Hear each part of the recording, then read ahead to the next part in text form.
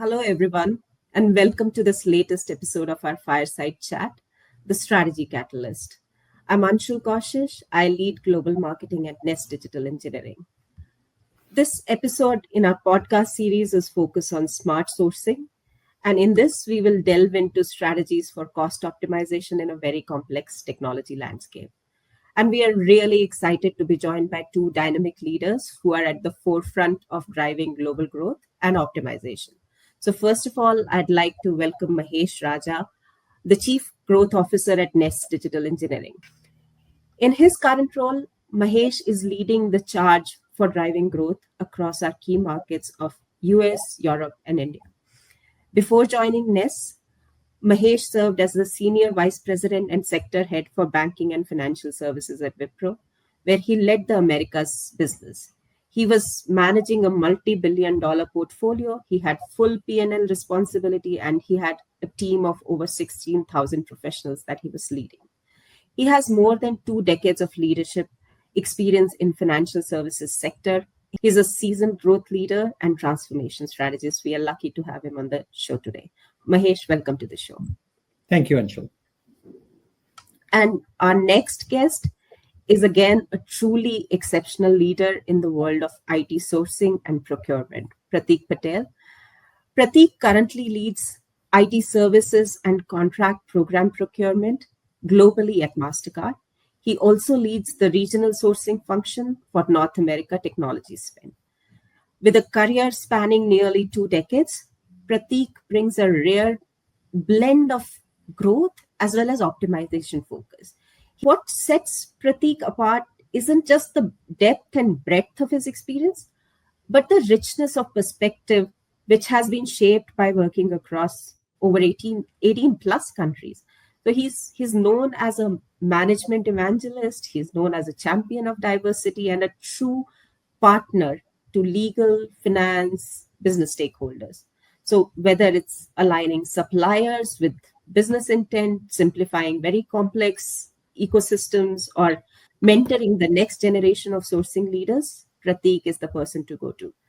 Prateek and Mahesh, it's an honor to have you here. Welcome to the show. Thank you so much. Really appreciate this opportunity, and I'm humbled by that intro. All we're here to do is try to inspire. We're the sum of our life experiences, and anything we can do to inspire people, to help elevate understanding and knowledge that helps to overall help my industry. That's what my goal is and what I strive for in my life. Absolutely, Prateek, and I'm so sure that our listeners would really benefit from your insights. And with that, I'll turn it over to you, Mahesh, to drive the conversation forward. Thank you, Anshul, for the introductions. And I'm super thrilled to have Prateek. I have known Prateek for many years and super excited to have you here today, Prateek. I know we have talked about some of this in the past, but I'm really, really glad that I have an opportunity to talk to you today in this podcast and kind of not only learn, but more importantly share this with many others in the industry.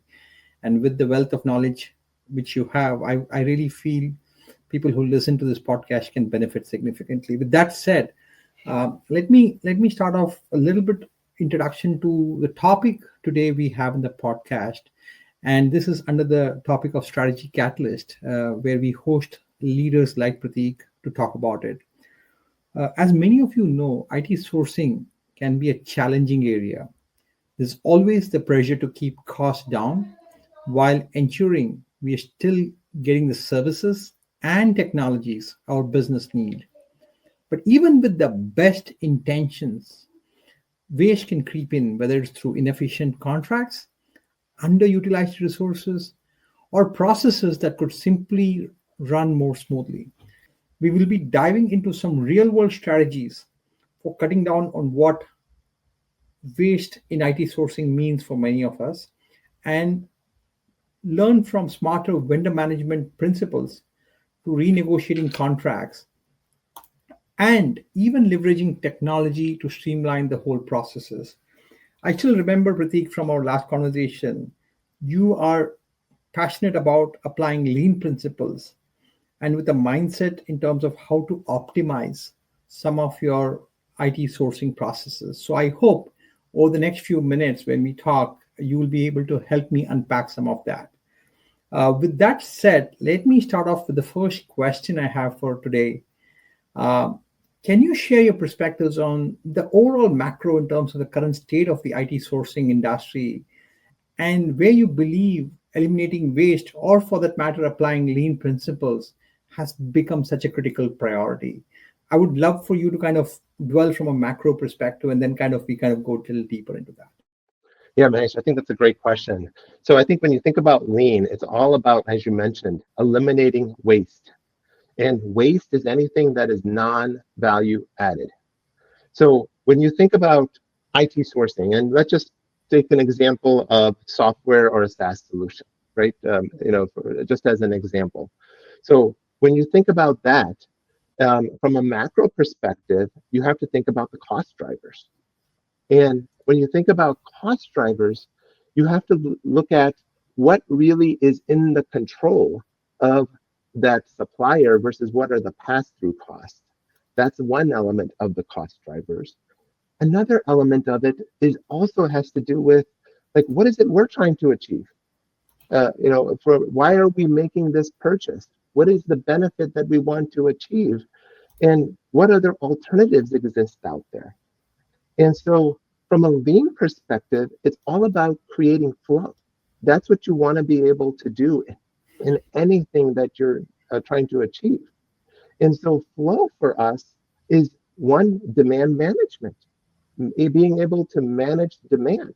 So, from a macro perspective, you have to understand what is driving the demand for that technology. You also have to understand um, how does the cost truly have that impact. From a matter, you might need to think about if it's a hardware, for example. I know we're talking about SaaS, but if we're talking about hardware, it's tariffs. You have to think about that aspect too now, because that comes into play.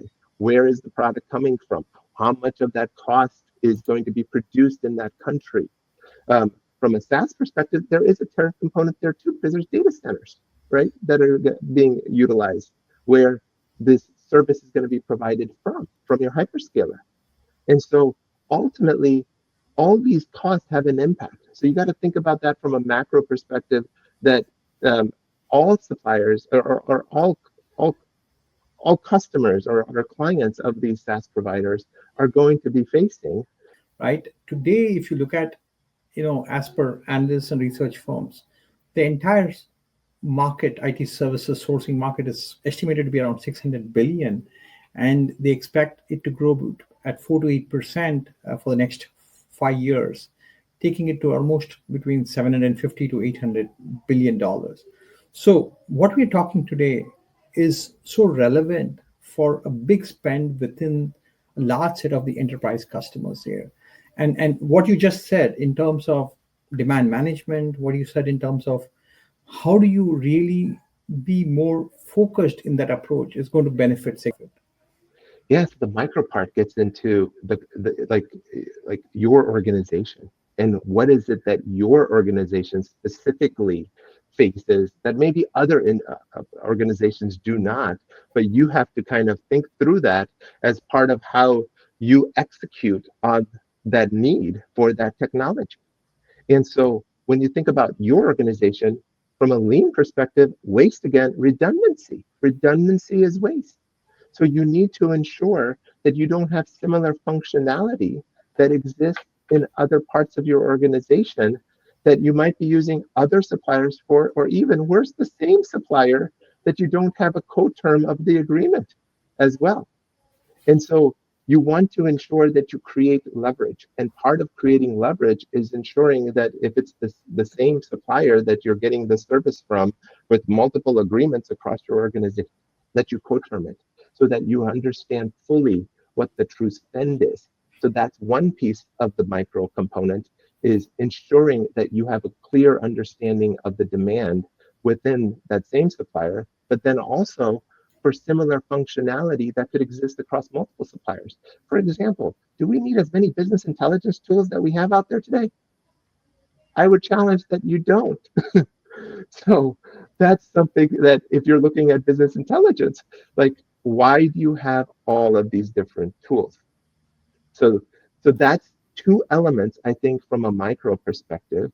And then the one more that I would also share is the evolving technology. So, what capabilities do you want to build in house versus what capabilities do you want to be able to outsource because it's not a core competency of yours? And part of this has to do with open source. When you think about solutions that are out there, um, and the thing with open source is always about the support element. So are you going to get the proper support? Is the technology evolving where you can have an open source solution so you don't actually need a license agreement?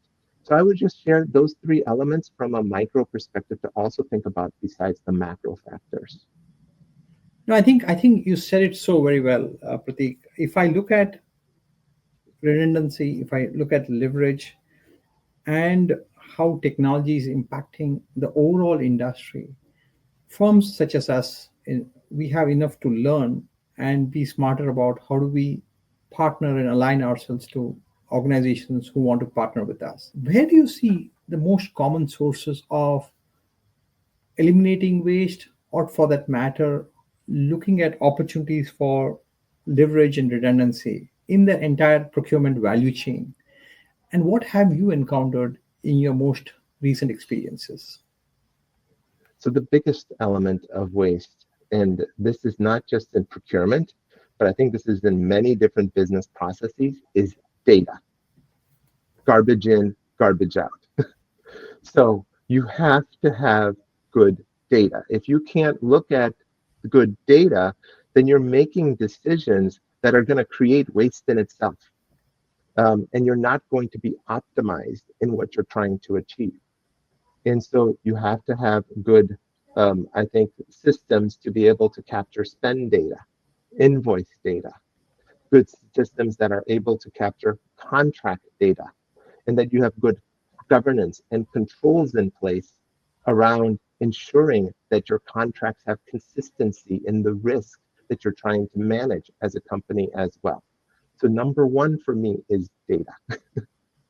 So go ahead, Manish. No, I think you know today, with the advent of what's happening in the marketplace around AI, data becomes absolutely critical for not only generating insights but also to make business decisions. So what you said is, hey, while you look at how do you optimize your spend from a procurement perspective, be very objective in the approach and remove the subjectivity and look at data from all dimensions there.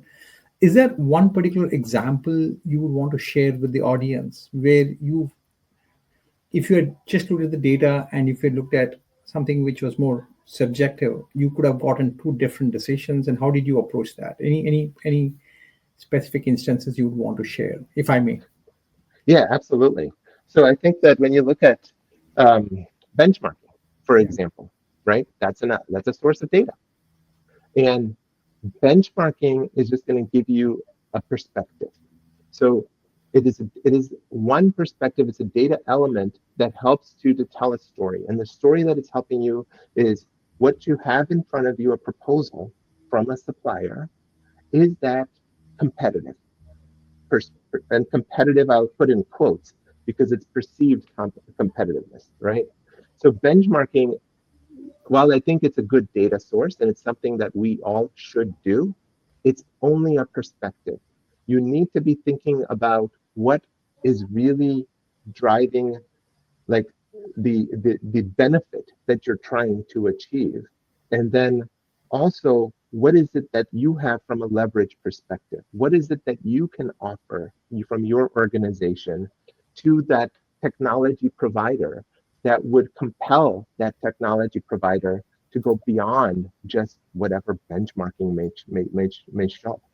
So um, I think that the perceived component is, oh, I have a benchmark cost and it's competitive, but the actuality is that truly the best value that you can get? And you have to go deeper than just a cost benchmarking exercise, Mahesh. And that's something that I guess, instill on people that are listening to us. I think it's a fantastic example you cited. The next question I would have, Pratik, you know, is there any specific pointers you have on how seasoned procurement leaders can identify opportunities to either eliminate waste, improve overall leverage they have on IT services contracts, right? Today, and are there any specific tools or metrics that you can help identify or share based on your learning so far?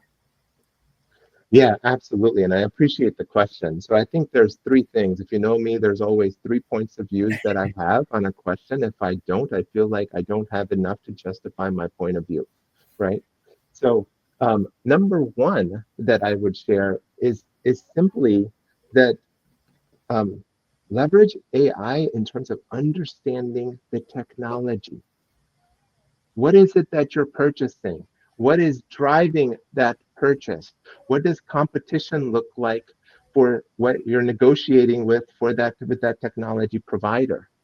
Um, I use Copilot on a daily basis, and I am not ashamed to go and ask when a business is engaging with us on a specific type of technology to just go and ask the probing questions. It's amazing the intelligence that you can get. Um, there's a negotiation training called CARAS or CARAS, I think people call it, right? So it talks about power is in the head. And so create that power, create that leverage by the knowledge that you can gain. So number one, I think, is leveraging AI and probe and understand as much as you can about that spend. So that's number one. Sure. Number two, demand. We already talked about it. It's Yeah. so important. You have to understand the demand. You have to challenge the demand. You have to understand what could drive that demand in the future, because you may need to create the contract structure that allows for flexibility. Ideally, you want a contract that's based on consumption as much as possible, because that's how you minimize risk with demand. But at the same time, it's an opportunity cost, because if you understate demand, you potentially have under optimized the cost of what you could have gotten to. If you overstate demand, you have lost out on potentially opportunity costs that you could have invested in other areas of your business that you're stuck now paying for licenses that you do not need. So demand is number two, and understanding that demand. And it's simply there are tools out there, absolutely, right? There's agents that you can have, both agentless and agents on your assets to track your asset consumption. I would say your biggest, I guess, source of that truth is going to be either the business, if it's an on-prem solution, and you're managing that demand of how much consumption there is, or if it's a SaaS, absolutely it's the supplier. The supplier should be able to give you this information, and you should be asking for it to understand where we are. But then it's also about the future. How much does demand change in the future? So that's number two. And then number three is um, challenging. Do we need this spend? Why do we need this spend? How could we, what alternatives is there for us? Because the best savings is the savings that you don't even have to have. And so I get it. You may need to still have some type of solution, and you may need to maybe staff up internally to build that competency with an open source solution that you're able to build out. And you may need some support element, but that support can maybe a tenth of the cost or a 20th of the cost of what the actual cost is of that license. And so you really need to challenge, like, what other alternatives are there? And it might take years to get there. That's okay. You have to kind of think about that now to be able to be in position. So a couple of years down the road, you're able to manage that cost more effectively. Hopefully that helps No, I people in think terms of their it's optimization. it's very well said, Pratik. So if I just rephrase what you just said, better leverage of AI, going back to demand management and challenging that entire life cycle around demand management, and also looking at how your spend patterns are and looking at patterns within the spend within the organization. Those three are kind of what I would take away from this conversation there. I think So on one clarification on spend pattern. So spend pattern, agree, but it's also about leveraging technology that exists out there that can be more cost effective, but right, may take us time to be able to transition.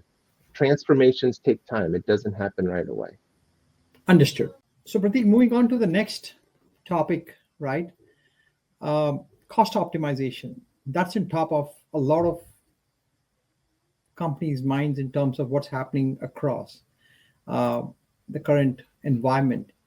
What best practices have you seen procurement teams follow to ensure enterprises can get the best value and manage their spend? Any insights from your own personal experience would be very valuable to the audience today.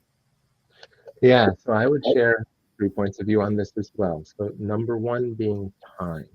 Use time as a friend, not as your enemy.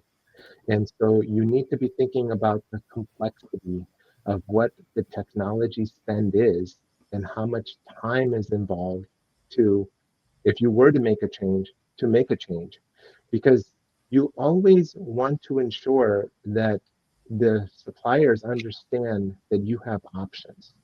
When you have options, that creates leverage. When you have leverage, that helps to optimize costs.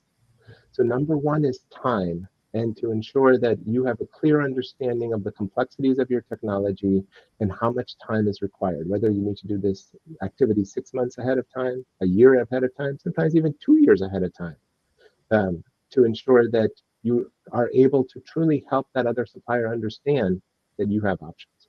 So number two is um, from a rationalization perspective as well, and this gets to redundancy. So understanding where redundancies exist. Hopefully, there's some level of technology governance that exists inside companies that help to understand the type of technologies that are being purchased, what they're being utilized for, and that there is some type of a database or search component that can exist to understand the functionality of those different technologies and to be able to quickly assess that, oh, we have technologies like this that already exist in our ecosystem. We don't need other new ones.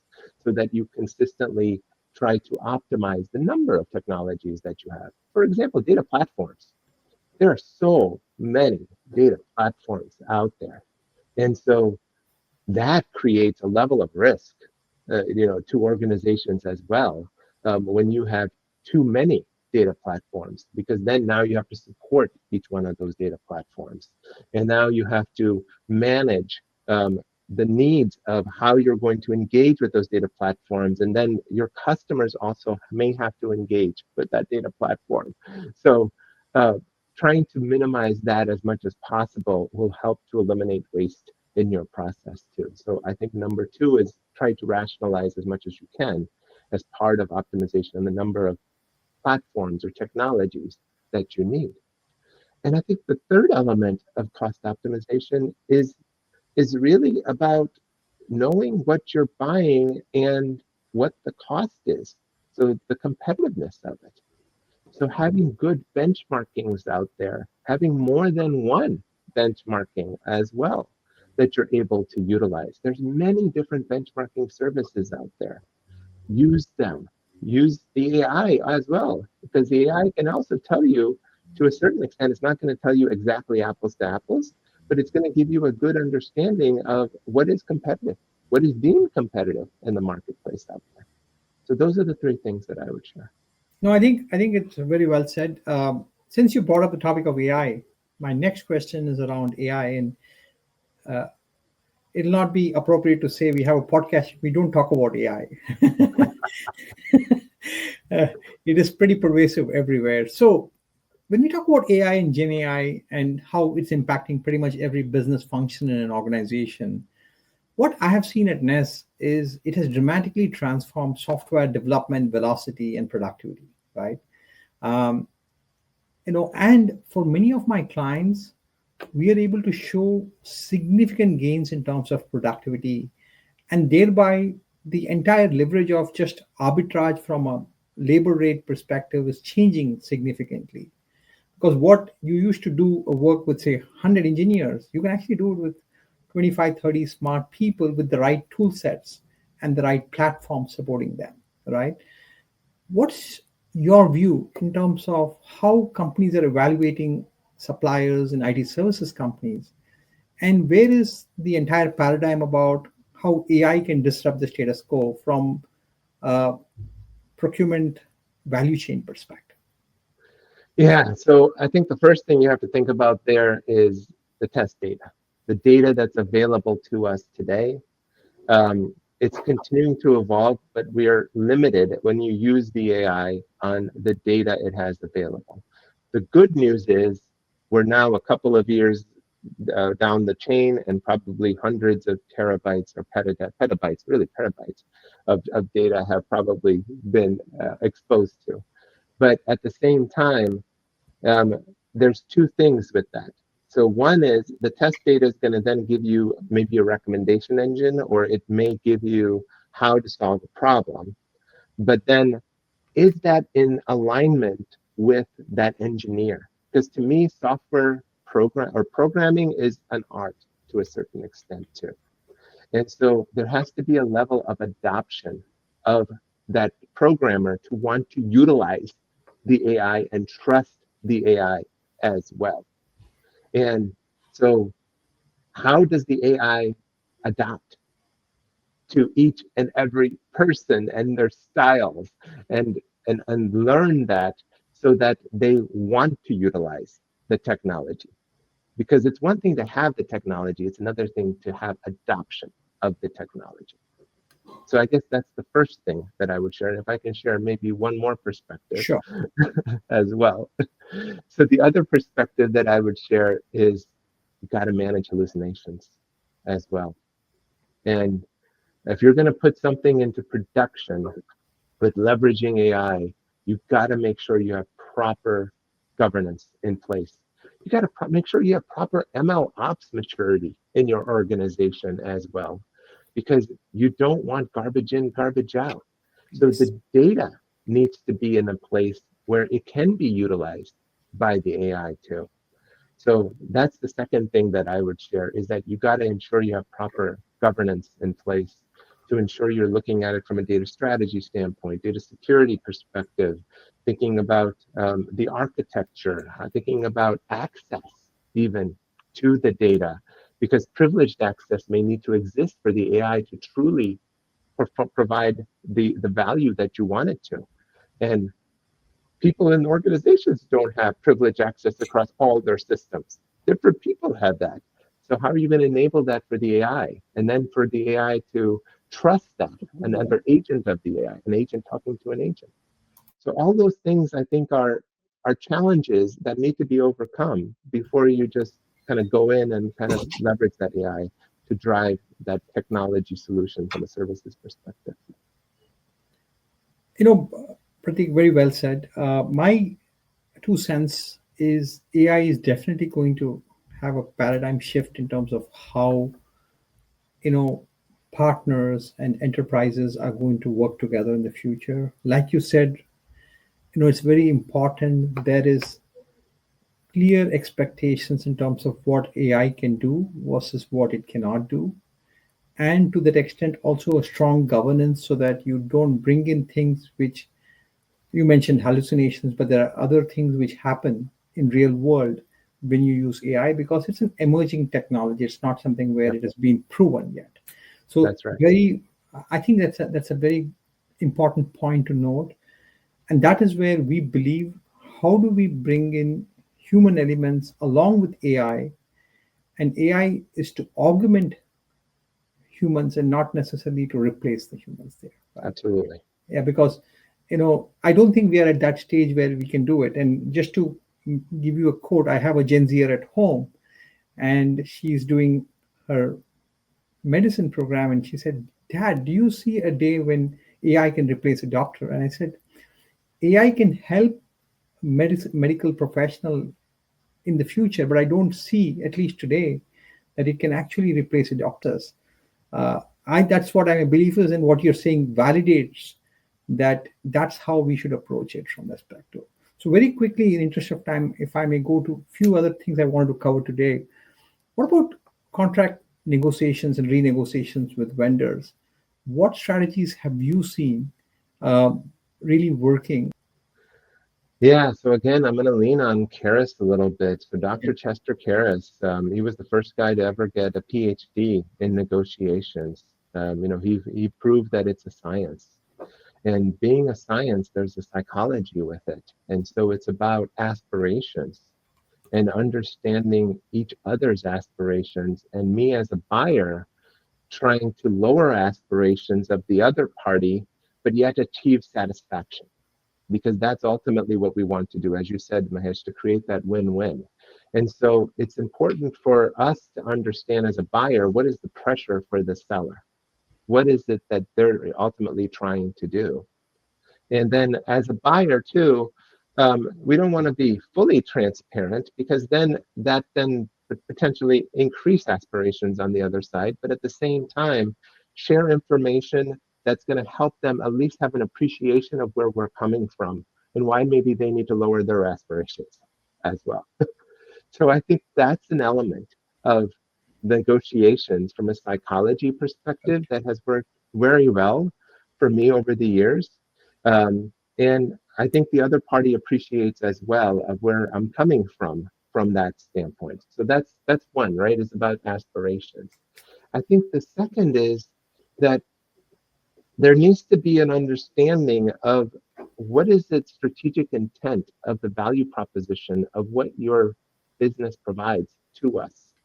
And if there are alternatives and we're choosing to work with you because you provide a solution that works for us and is easy, maybe it's already implemented, then that's something that that party needs to take into consideration because otherwise we are going to have a pretty big change cost potentially. We're going to be implementing change and it's going to be very difficult for us to come back to that other party again.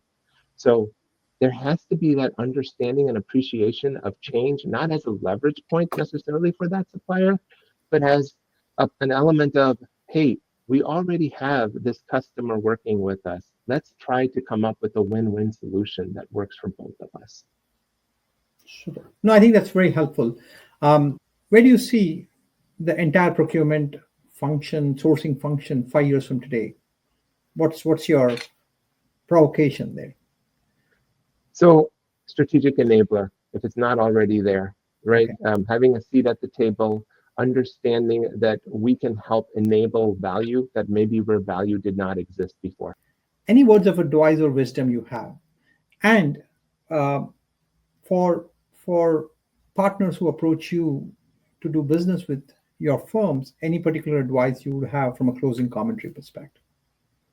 Yeah. So first off, I would always share, understand what does it take to drive influence within your organization and influence with the suppliers. And I always say influence for me is when I'm not in the room and I have cheerleaders and ambassadors that are saying, have you talked to sourcing? Have you talked to procurement? Because they want to work with the supplier, but they also understand and trust what procurement has to share as it relates to our overall strategy. So influence is a key thing, and definitely inside the source supplier organization, because you want to create bullets, ammunition that helps that supplier to be able to understand the value proposition of what we're trying to be able to drive. The other thing I would also share is just, and thanks for this question, because I've now set up my own LLC as well. I'm trying to pay it forward. And so my company's name is called Leanergize, to embrace lean with an energy and a mindset to become optimized. And I would love to hear people's pain points, to be able to talk about a maturity curve around that pain points. If they're in alignment, then and that helps them with what I share around that maturity curve, great, go implement. Great, I've done my part to pay it forward. But if there's something that I can do to further help operationalize, that's what I'm trying to do too. I'm trying to raise all tides as much as I can in my profession. I think it's a very noble cause you are approaching, and it's amazing to see that you're trying to give back to the community based on your experience.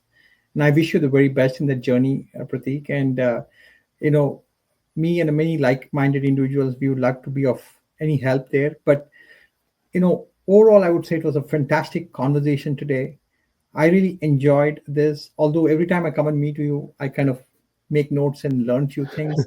But for the audience, feel free to reach out to me or to Pratik, and we are happy to help you in any way. With that, I would say we can come and conclude for this. Uh, Once again, thank you for being part of the Strategy Catalyst podcast series. I look forward talking to many such individuals like Pratik and sharing some of their experiences with the broader audience. Thank you, Pratik, for being with us today. Thanks so much, Mahesh. I hope we're able to inspire people through this conversation. Absolutely. And for me, at least, you're a true inspiration, Pratik. Thank you. All right. Take care.